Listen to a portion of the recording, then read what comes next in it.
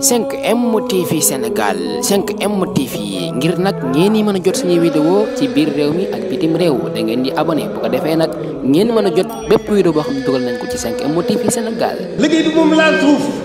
nañ ko yëkkati bu doon lu ñu yëkkati moom laal suuf. Serigne Ahmadou Rafahi Mbacké dañuy laaj ci jamono ju ñu nekk nii ndax dañoo seetlu ne jamono ju ñu nekk nit dafay mer rek wax loo xam ne xëy na ëllëg danañ ko xoolee mbaa mu def loo xam ne danañ ko xoolee ndax lan dafa mer rek te amaana sax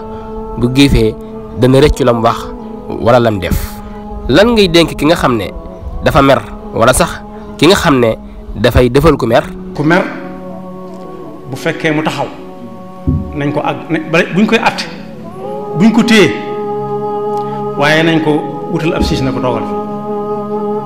mën naa seral mer bu fekkee mu toog nañ ko jox nga gënaay ne ko sonul si ba ci kanam ndax ki taxaw moom li fekk mi ngi taxaw jekk na ngir fayu bu fekkee mu toog buñ fexee ba jógut taxaw mën naa bañ a fayu sakkantuma nag bu tëddee buñ fekkee mu tëdd ñu ne ko doo jóg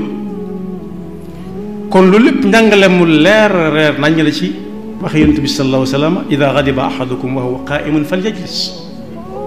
fa in dahaba anhu alghadabu wa illa falyattaji bu fekkee mu taxaw na toog bu fekkee mu toog na tëdd ndaxte lee yàlla jaarale ca seexal mer ma te nga aimé vidéo bi partage ko ak sa xarit yi bu fekkee nag yaa ngi soog a seetaan suñuy vidéo xamal ni kat ci chaîne bi vidéo am solo rek la ñuy def kon abonné wul gaaw activé cloche bi comme ça vidéo buñ dugal rek da nga am ci sa YouTube directement.